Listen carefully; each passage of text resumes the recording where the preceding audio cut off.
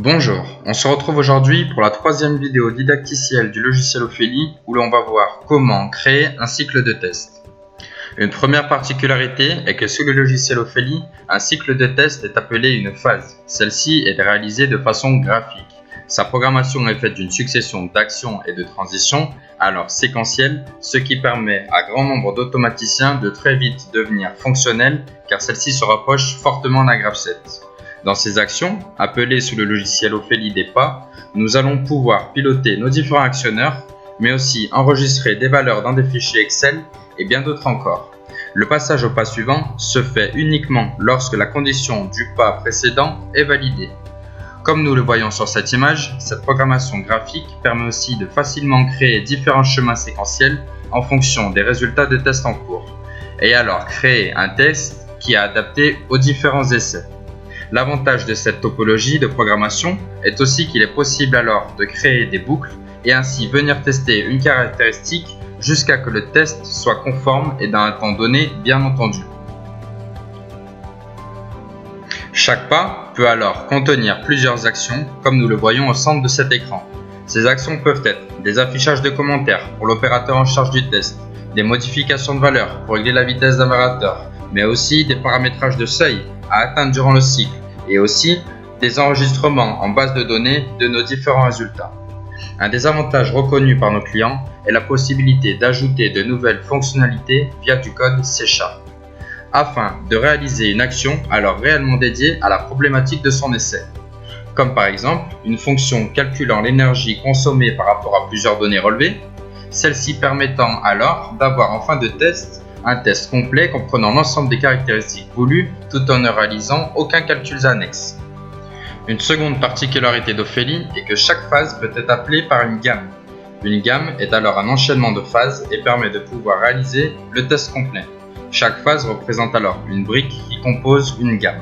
Cette méthode permet alors d'utiliser plusieurs fois la même phase à différents endroits du test et permet alors une meilleure efficacité de programmation et un gain de temps majeur. Nous allons voir ensemble comment créer un cycle de test et qu'il est vraiment rapide de comprendre le fonctionnement de programmation. Nous avons ici une feuille blanche sur laquelle nous allons pouvoir placer les différents pas. Nous verrons ensuite comment les configurer et alors réaliser un cycle séquentiel grâce au logiciel Ophélie.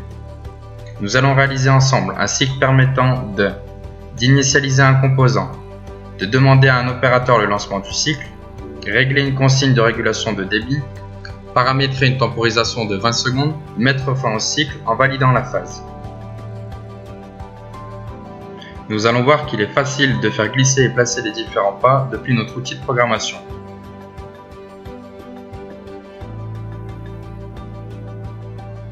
Une fois ceci fait, nous pouvons ajouter les différentes transitions entre chaque pas que nous paramétrons par la suite. Puis, ajouter des commentaires aux différents pas afin de mieux comprendre le cycle. Nous allons maintenant paramétrer les différents pas. Pour le premier pas, nous allons mettre le composant qui est un composant booléen, mettre le composant commande circulateur M1 à l'état vrai, soit alors activer cet actionneur et pour la condition, mettre la condition à l'état vrai pour alors, quelle qu'elle soit, passer au pas suivant. Le but du second pas est de poser une question à un opérateur. Pour cela, nous pouvons, sur le logiciel Ophélie, afficher sur le synoptique de suivi d'essai un message. L'opérateur pourra alors répondre par oui grâce à un bouton pour alors passer au pas suivant. Nous allons donc dans ce message poser et paramétrer la question à l'opérateur, dans l'action, et alors dans la condition venir chercher le bouton oui pour alors valider ce pas.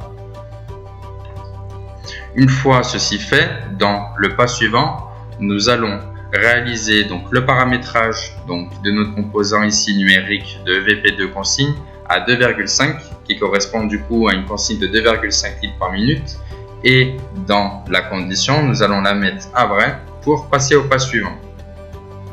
Maintenant pour le paramétrage de la temporisation, nous allons chercher dans les actions de temporisation l'initialisation de la première temporisation que nous tapons du coup 1 pour le numéro de la temporisation et d'une durée de 20 secondes que nous plaçons maintenant dans l'action.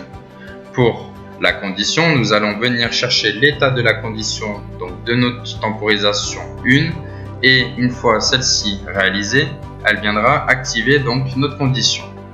Et maintenant, pour valider donc la fin de notre phase, nous allons chercher donc dans les commandes et arrêt phase la fin OK que nous plaçons donc dans notre action pour alors valider la fin de notre phase et alors passer à la phase suivante dans notre gamme d'essai.